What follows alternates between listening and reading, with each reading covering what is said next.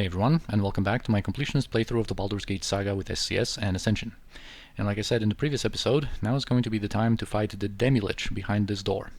And it's actually going to be the last Demilich in the game, so we're going to give him a warm, explosive goodbye.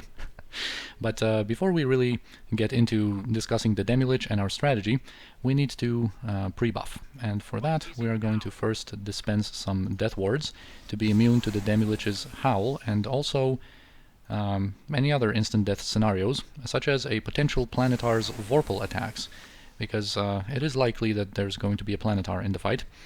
We're going to be using Senashira and Imoen, our two mages, to deal with the Planetar, and we're going to also play it extremely safe with the chaotic commands, making ourselves immune to stun, and a potential chaos coming from the Planetar. We might as well also give ourselves remove fear, in case a symbol fear is cast upon us.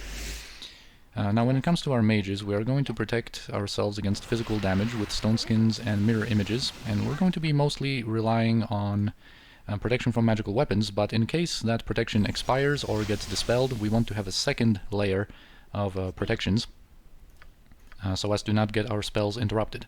We're also going to dispense some protection from fire, because there might be some fire spells coming from the Demilich, and of course Planetars have Firestorm at their disposal. Now next up we're going to have spell turning coming from our Book of Infinite Spells, and a spell trap coming from our Staff of the Magi.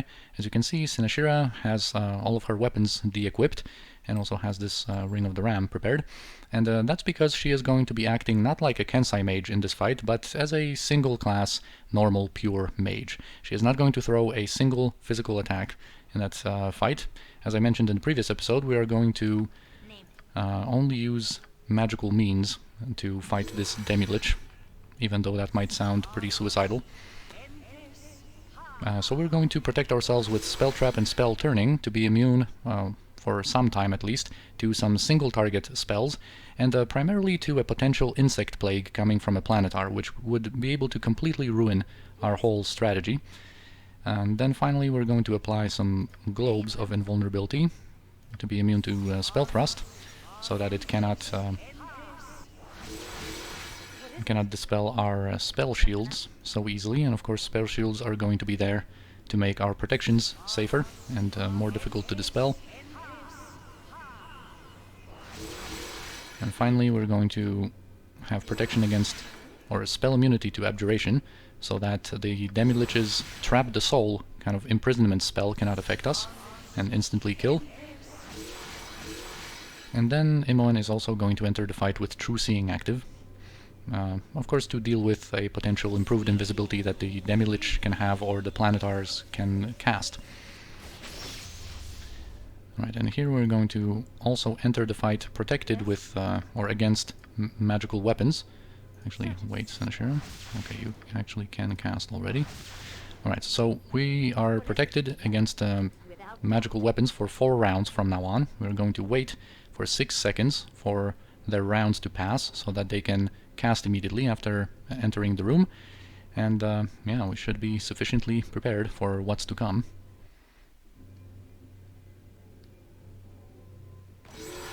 Alright, so here's that Demilich. Also in, I think this is an SCS edition. I mean, I haven't played without SCS for so long that I don't even remember anymore, but I think in the unmodded game this doesn't happen, where he kind of like closes the door. As it says here, a vast block of stone has slammed down across the exit, so you cannot exit, or anyone from outside cannot enter. You're going to get the same message when you try to go there, but anyway. When it comes to the Demiliches, of course we have faced one Demilich before in Shadows of Amn, and that was the Demilich form of Kangax. And they are very similar, the two of them. The only difference is that Kangax had his Ring of Gax equipped, which primarily gave him some regeneration, and this Demilich has the Cloak of Mirroring, that we're going to talk more about a little bit later, but this, in his fight, is a little bit redundant because of Demilich's immunity to spells, but it does give him a protection against Globe of Blades, which he would normally be susceptible to if he failed his save versus spell against that. But anyway, as for the Demilich, he is a level 35 mage, of course, having a vast assortment of spells, especially when it comes to level 9 spells. He only has 50 HP, but has 100 magical resistance and 90 physical resistance, has increased casting speed by 4, and is immune to spell levels from 1 to 9. So basically only anti-magic spells work on him, and high-level abilities. So he is immune to breach and lower resistance, which makes encountering Demiliches well, pretty troublesome. And also as a Demilich, he has his Demilich Howl that he already used here, and also that Trap the Soul spell, which is kind of like a ranged imprisonment that bypasses magic resistance as imprisonment does, but actually allows a saving throw, a save versus death with a penalty of 5. So basically we have fought a Demilich before, like I said, and there I kind of showcased an outlasting strategy where Senashira just kind of survived through all of his protection against magical weapons, because we cannot dispel that. He is immune to breach. We cannot also lower his resistance, so affecting him with spells, even though that would be also pretty difficult to achieve, because of course he is going to have a multitude of spell protections of his own, you know, and then on top of that he has that magic resistance that cannot be lowered. So of course the amount of strategies against Demilich is kind of limited, but you know, before we've seen that kind of outlasting strategy where in order to get through to him with physical damage we had to outlast all of his protection from magical weapons and just survive against him. Also, I've showcased as a bonus that Demiliches are susceptible to sun rays, so you can quickly kill them, you know, using your Daystar or Helm of Brilliance, or just having some sun rays memorized on your clerics. But this time I wanted to do something different, and it might not be the most spectacular fight out there, how it's going to work out, we'll see. But we're going to exploit one more chink in his armor, and that is his limited resistance to fire, because he only has protection from the elements, which means that he has 75 resistance to the elements, such as fire. And when it comes to the Demilich's immunity to spells of level 1 to 9, that means that they are vulnerable to high-level abilities, which are sometimes called level 10 spells for that reason. They're kind of like a separate category. But most of these spells would still not be effective against the Demilich, because they either don't bypass magic resistance, such as Storm of Vengeance, or even if they do, like Implosion, they still have to, you know, be able to get through his magic protections, his single target magic protections like spell turning and whatever else he might put up later on. But even then, Implosion, of course, deals crushing damage and fire damage. So fire damage would be reduced by his protection from the elements, and his and the crushing damage of Implosion would be reduced by his 90 physical resistance. So that wouldn't still be too effective.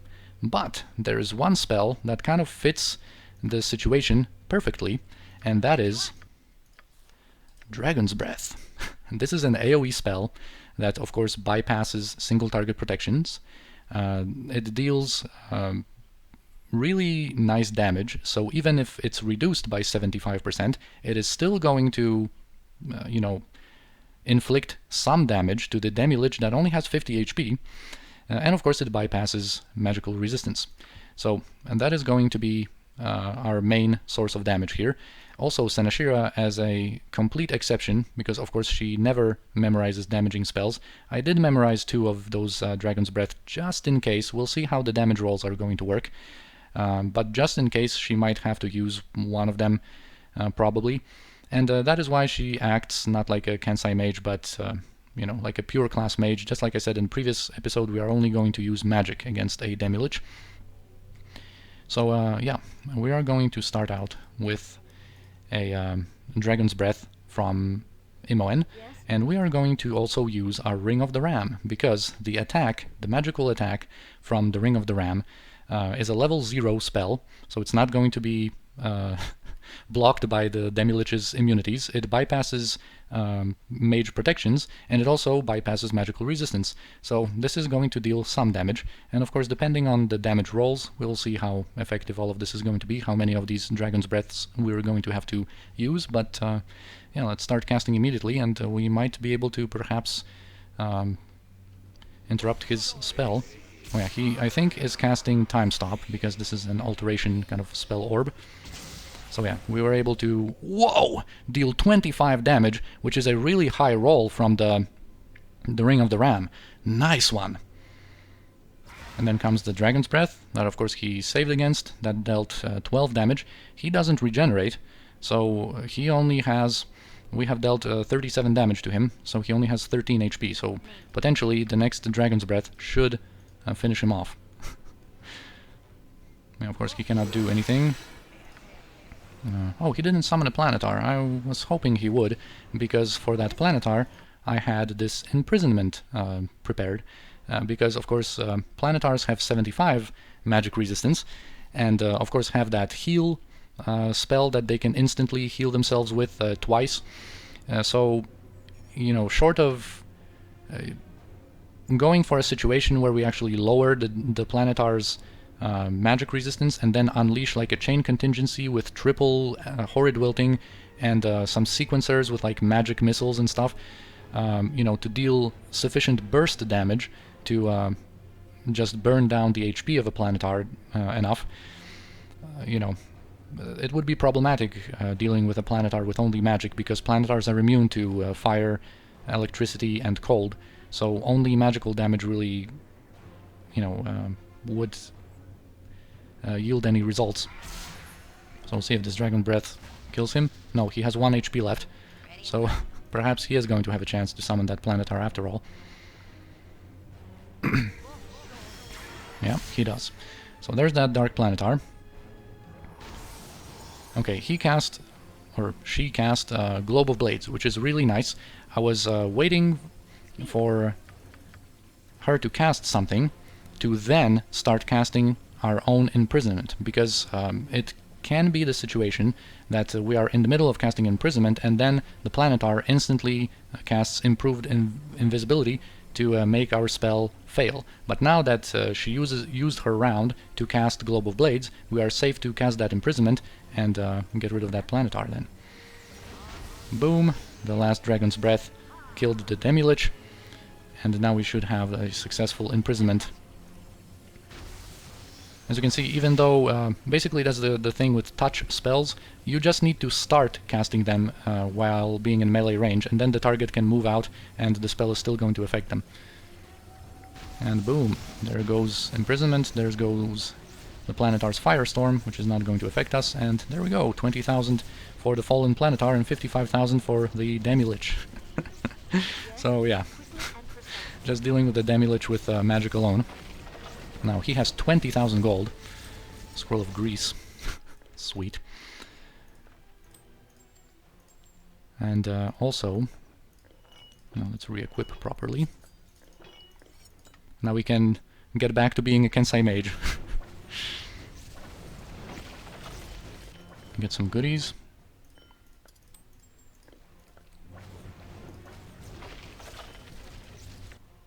I'm of course misclicking a lot due to my cold hands. But yeah, now we are done here. And now we can exit. What was it like to die, Sarlacc? Seeing as you've been through the experience repeatedly, I can't help but wonder if you've developed some perspective on it. You intend for me to believe that a weakling such as yourself has never needed to be revived by a priest? Bah! I imagine this group has gained a discount at the Temple of Helm for you, dear sister. It's a pretty good response.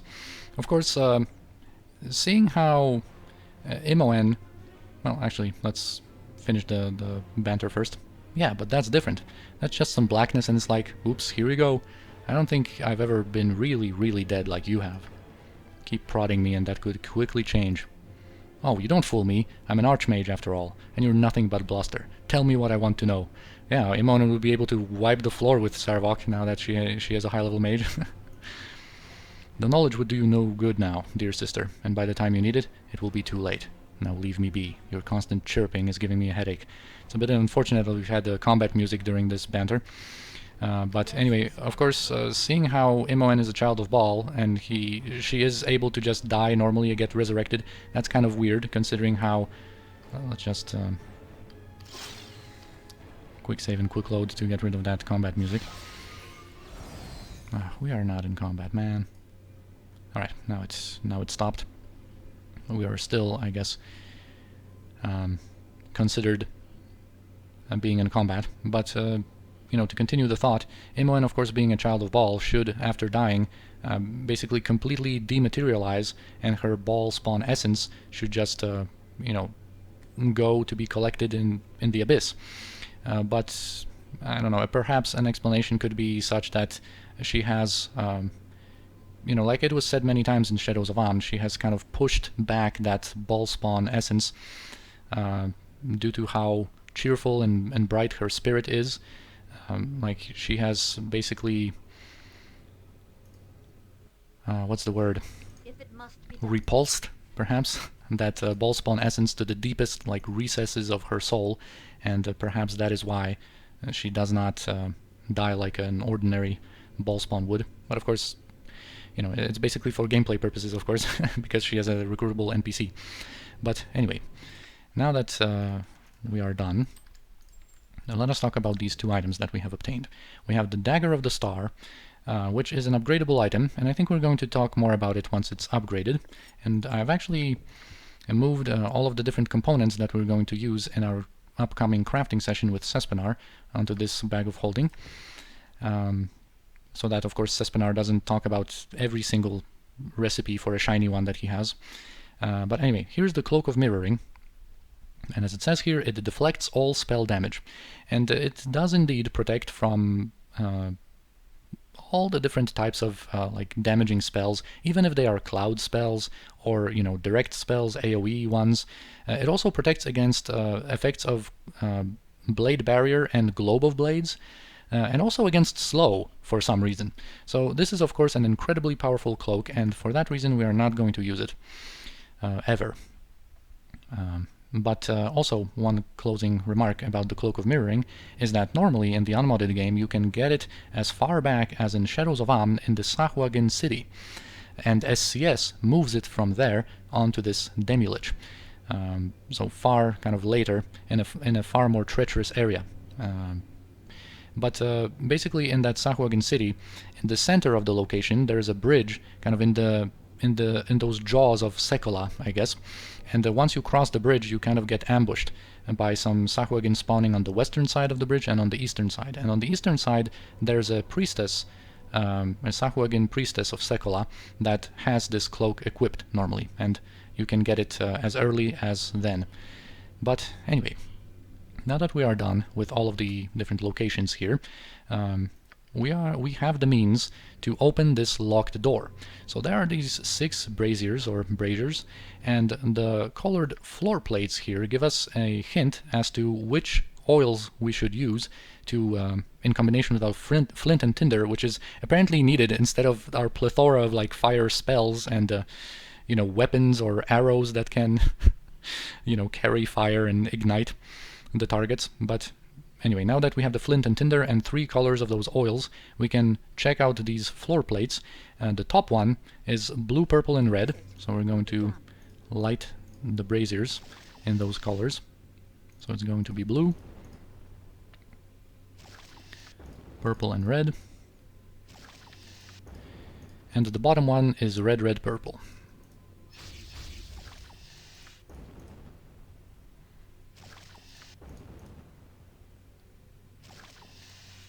And look at the pretty colors. This looks so nice, but unfortunately once these doors open up, the fire is going to be gone as well.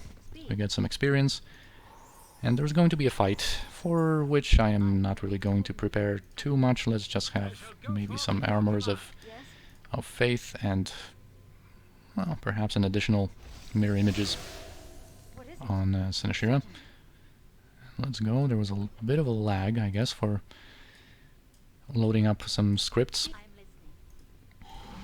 Because, yeah, there are going to be two Minotaur brothers here. Rock and Garrock. Ha, brother, fools have come for our treasure. I shall split their bones and drink my mead from their skulls. And no such thing really is going to happen. Unfortunately, I wish these were like two powerful Minotaur bosses that you would really have to, like, you know, use all of your abilities to overcome. But unfortunately, not that much is done with them. Not even the mod Tactics does much with these guys. They have some high-level abilities at their disposal, and they can dish out some damage, and also they have Dimension Door to teleport to some vulnerable party members, potentially, but not much comes out of it. And they are going to summon some ice salamanders as well.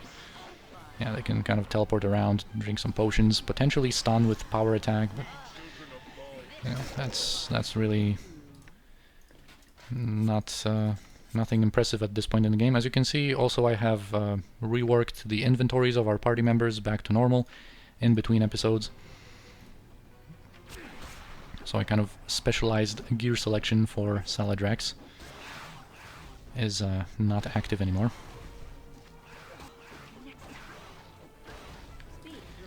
Alright, so there they go. We can loot a very notable axe from here, from them. The Axe of the Unyielding, which is another upgradable item to become the ultimate axe once it is upgraded, and we actually have the components to upgrade it, so we're going to talk about it once that is done. And then just battle axes +3 that we're going to sell later. We have these two safes.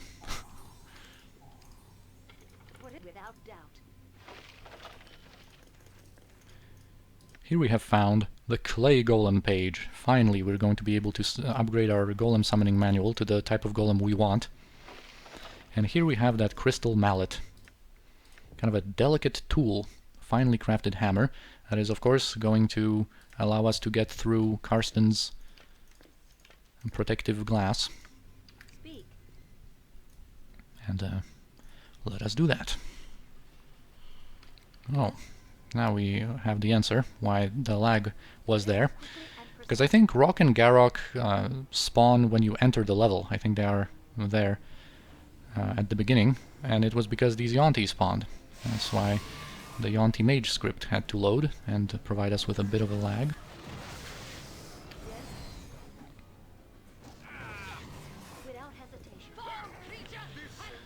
Right, no worries.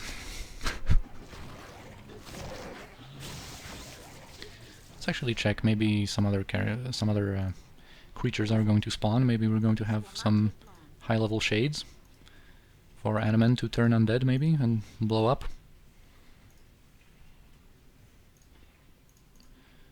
Alright, doesn't seem like it. Anyway,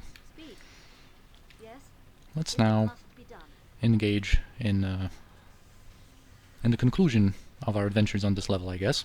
Now we can, of course, click on the glass. Carston gives you a worried look as you approach the protective glass surrounding him. How many times will you strike the glass with the mallet? If we strike an incorrect amount of times, so let's say 1, he is going to just unleash a fireball upon us. You strike the glass, carefully counting each blow. Nothing happens. Carston cackles gleefully at your failure and gives you a malevolent grin as he pulls one of the levers on the machine of Lumdamad. Boom. Not much happens. And now we're going to do this the correct way. Of course, we know that we have to strike it 6 times. You strike the glass 6 times, then wait expectantly. The magical cage begins to vibrate, giving off a high-pitched hum. A second later, it dissolves into nothing more than dust. No! Spare me, please! I beg you, don't hurt me! I never meant any harm. It was all the machine's fault, I tell you! I'm just a poor old man who got stuck inside a glass case! And here, he is not going to be able to tell us much about how the machine of Lumdamad operates. And basically we have, you know, the choice between fighting him and killing him or just letting him go. And I think we are going to be merciful and let him go, because, you know, he obviously didn't mean anything bad to happen. Once he, you know, kind of fumbled with the controls of Lumdamad when he and his apprentices arrived here. Of course, by mistake, you know, he unleashed all of these demons and, you know, then panicked, tried to potentially help his apprentices by unleashing some spells, and of course brought doom upon them as a result. So of course the last surviving apprentice was rightfully and understandably, holding a grudge against Carston, but we can have some understanding for him. And then of course, he acted the way he did because he rationalized. He convinced himself that he was better off this way, as an immortal lord of the level and whatnot. So I think we're just going to let him go. He is a level 20 mage, so an opponent that we have seen many times before, and he only gives 6,000 experience and no additional loot. So I think we're going to say, not so magnificent now, are you? Get out of my sight, you sniveling worm. Thank you, kind ma'am. You are truly noble for sparing my wretched life. Take my journal. It may help you discover the secrets to this infernal machine. And normally, of course, if you fight him, you loot the journal from his dead body. And I guess, just as a goodbye, we are going to scorch his butt a little bit by throwing one dagger for goodbye. There. There you have it. Run away, Carston. Okay. So now we have access to the machine of Lamdamad. And, well, let's first actually inspect Carston's journal. A series of meandering writings and semi-intelligence comment written by Carston while he was trapped in the machine. In one section he describes the controls. I would so like to escape. It gets ever so stuffy, and I miss Mumsy ever so much. There is a deactivated portal, and I know that the machine will open it, but I'm frightened to try. If my research is correct, pushing the triangular button, turning the red wheel, and pulling the medium lever will activate the portal, but it will not free me from this wretched glass case. Alright, thank you, Carston. That's indeed the way to go. So it is triangle, red, and medium. And basically, once we inspect the machine, we're going to see that it's going to have a lot of controls on its panel. The machine of Lamdamad appears securely fastened to the floor. The bizarre contraption has a number of levers, dials, switches, and buttons protruding from all sides. The machine hums with power, almost daring you to use it. You feel it would be wise to restrict your experiments to the controls on the main operating panel, and even then, randomly flipping switches will likely result in disaster. There are 3 buttons, circular, square, and triangular. There are also 3 dials, red, blue, and green, and there are 3 levers, a long one, medium one, and a short one. Alright, so here we have all of the controls. It doesn't really matter. They come in combinations of 3, the effects that we're going to be able to unleash, and it doesn't matter the sequence of how we press the 3 in a certain combination. So for example, that one was triangular, red, and medium. We can press it in a reverse order, for example, and it's still going to work. So we can first pull the medium lever, and yeah, you try the controls. The machine clicks and whirs and trembles with building power. Despite the surging energy of the strange machine, nothing happens yet. Perhaps you need to push another control to get a reaction. Yeah, so now we're going to turn the red dial, and then push the triangular button. The machine screeches and belches forth a cloud of steam, and you brace yourself for the effect which is to come. You hear the crackle of energy and the pop of power from the formerly inactive magical gate in the northeast corner of the room. The way down to the next level is now open. So yeah, another bunch of experience. It says northeast because of course the game considers this north and this east, so I guess northeast. This portal is now active, as you can see, but we have a lot more to do with the machine of Lamdamad. We have, of course, been collecting these notes by Lamdamad. By the way, it's pretty funny how... Okay, these ones are just autographed Lam, but some of them are LTM, and I think... it's pretty funny how he himself, like, titles himself Lamdamad. But anyway, let's just get all of those out. Thank you, Saravok. And yeah, let's go through them. So, through these notes, we are going to be able to get the combinations to increase all of our attributes by 1. And this one is for Dexterity, quick and nimble. So it's click blue square, it means short lever blue square. And now when it comes to Dexterity, there are basically 2 main options, and we're going to give Dexterity for Jaheira, I think. And then I guess if we this is mainly because we have Jaheira and Saravak with 17 Dexterity, and going up to 18 will give them a bonus of 1 to their armor class. It does nothing when it comes to range Thaco, and of course when it comes to Kiranai and Imoen, going from 19 to 20 does absolutely nothing. So, and of course, you know, Senashira doesn't need armor class, she has mage protections. So, Jaheira and Saravak, and I'm going to give it to Jaheira to give her that... Of course, by the way, just to preface all of these attribute increases, a lot of them are like purely theoretical and almost insignificant results and effects of those increases in our situation. So, you know, I'm just kind of presenting my train of thought here, but ultimately none of this really matters all that much, as you will see.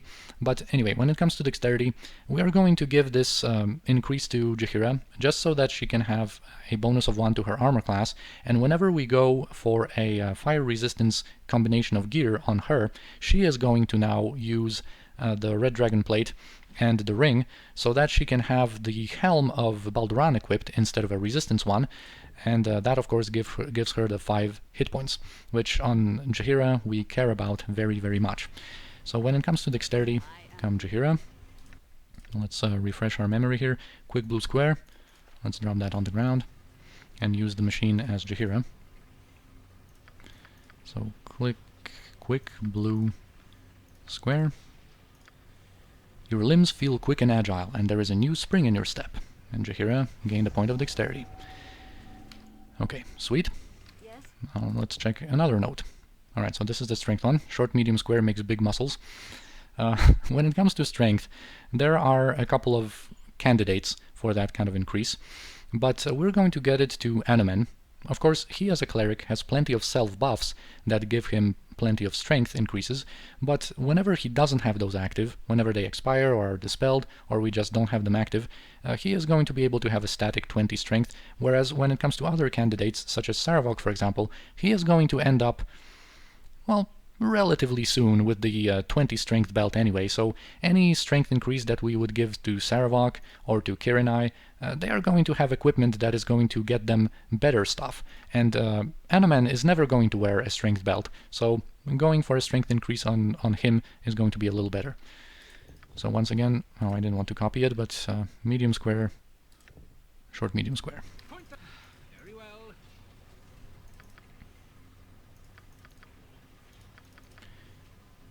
Really don't want to fumble these on video and make a fool of myself. You feel a surge of energy through your body, causing your muscles to bulge with power. So Sir Anomen now got +1 strength, so with his holy symbol, now of course he has 20. So we can drop that. Next we have tough guy, long red circle. That's an increase in constitution, and that is going to go without saying. This is going to go to Jaheira to give her a bonus of 9 hit points that she desperately needs. So there is no competition on this one. Long red circle. I go.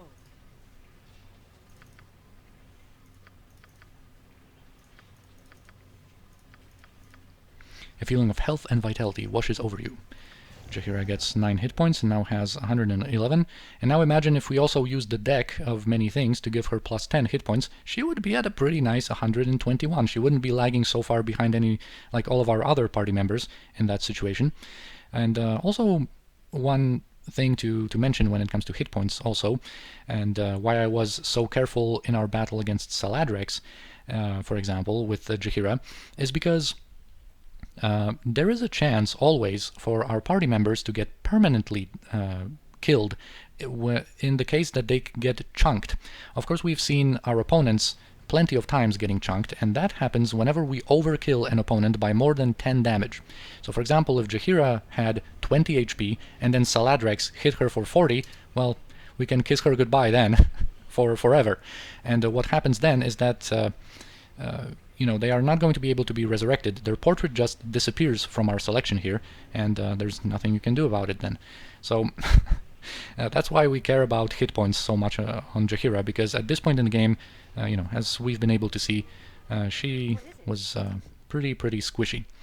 Now, words to the wise, this is the wisdom increase, and this is really not that big of a deal. You know, Jaheira would get another memorization slot of level 2, completely useless, Animen is going to get another memorization slot for level 3, which I think we're going to go for. It's at least going to be a little useful. And I guess if we used it on Imoen, if she used a limited wish, she would have the minor globe for everybody option coming from that. So arguably that might be the most useful, actually. And since Imoen is not going to get any attribute increases for Imoen, whereas Animen already got one, I think we might even go for that, because of course he has plenty of level 3 spell slots, he has everything that we need, although we would be able to have, you know, some more stuff. Level 3 spells on the cleric are very useful. But, you know, just to spread out the love here, spread the good stuff coming from the machine of Lomdemed, I think I'm going to give the wisdom increase to Imoen then, just so her limited wish can provide reliably that minor globe for everybody effect. So that's circle, square, or triangle.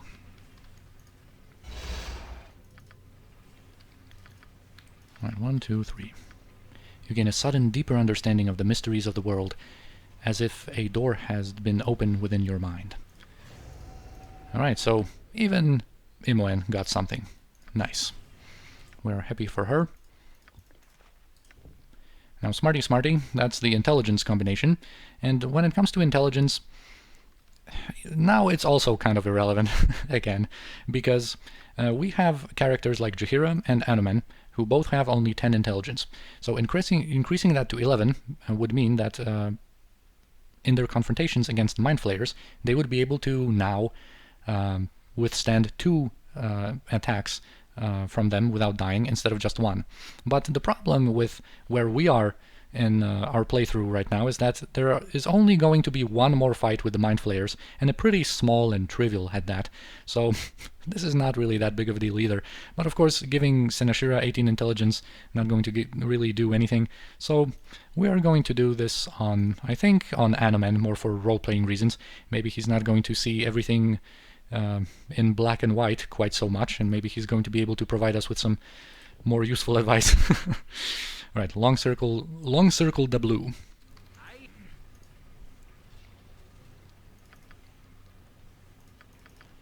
Long circle the blue.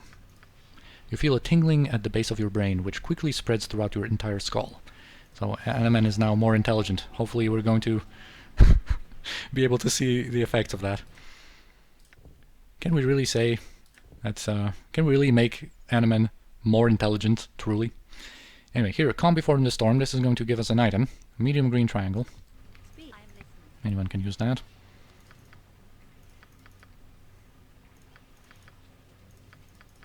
An item appears in your pack. And that's the mace Stormstar.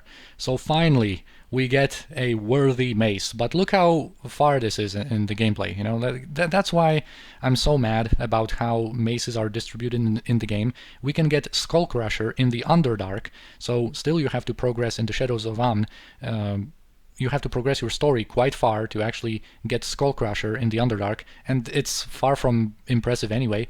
And then the only mace really that's worth its merit, so to speak, is this one, especially since we can upgrade it, and we already have the component to upgrade it. So we're probably going to, you know, inspect it, I guess, a little bit more once we are done with it.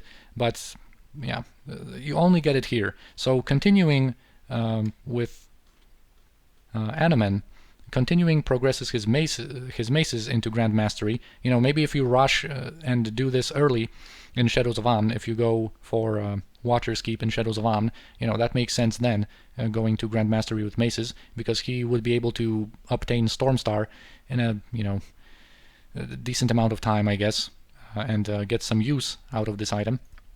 Which, of course, the plus 3 version is very nice for Shadows of Amn, and then in Throne of Bhaal, very early, you can upgrade it to plus 5.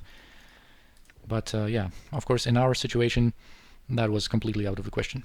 Alright, no magic. That's 5% magic resistance that we can give someone. And basically, we would be able to do this on quite a few characters. You know, Senashira has some innate magic resistance, but of course she has her magic protections. The characters that we usually have some nice magic resistance and that we want to stack magic resistance on are Animen, or even more so, Kirinai, if she equips a couple of items, or Saravak has been in our party the guy to stack magic resistance on, and I think this is going to be Saravak's increase. When it comes to Machine of Lamdamad, we're going to increase his magic resistance by 5, so 35 in this gear composition that he is usually wearing is actually a pretty decent chance, 1 in 3, to kind of resist a spell entirely. Long blue-green. Alright, Saravak, come closer.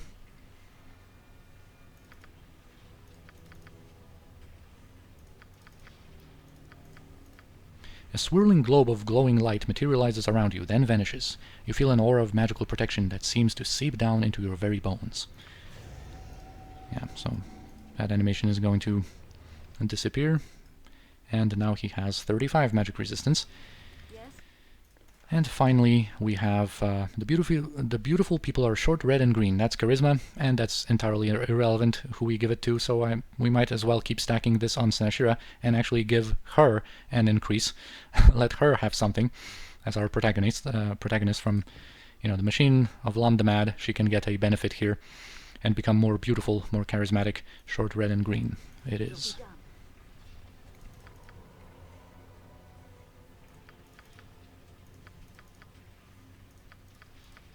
You suddenly feel sure of yourself, and you radiate a powerful confidence, a confidence others can see in you. Yeah, so now she has a natural 21 charisma. Pretty nice. Now, when it comes to fiddling with the controls of Machine of Lamdamad, without any combination, there are some effects that can happen. There's basically like 11 of them, I think. 9 of them are negative, and they can include petrification, imprisonment, a level drain of 15 levels, a permanent loss of intelligence, and a permanent loss of dexterity. Those are 2 separate effects. You can get poisoned, you can get hit by flame strike or a lightning bolt for like 60 damage. And there are 2 positive effects though. One, you get a potion, and it's usually the Throne of Bhaal healing potion. And the other one is that person gets 100,000 experience. And I'm not going to do this in the playthrough. I think we've gotten enough experience here. Just to showcase, I'm just going to quick save and maybe protect Senashira a little bit in case we got a negative effect. We're going to make her immune to petrification and to abjuration, so that imprisonment doesn't affect us. She is also immune to level drain. And anyway, we can now, for example, push the circular button 3 times, which is of course not a combination that does anything specific. You realize Lamdamad was aptly named, as his unpredictable machine unleashes an effect you were not expecting. Fortune has smiled on you, and instead of disaster, you feel the wisdom of experience fill your mind, giving you a deeper understanding of your own abilities. That's the experience one. Wow. I am going to quick load that, though, because that was just pure luck. And I think we got enough benefits out of, playing card games with Esgareth and reloading there, and also using the deck of many things and reloading there. So I think this is going to be the extent of our fun time with the Machine of Lamdamad. And now we're going to be ready to progress to the next level of Watcher's Keep in the next episode. So for now, I thank you for watching. I hope you enjoyed this episode, and I'll see you in the next one.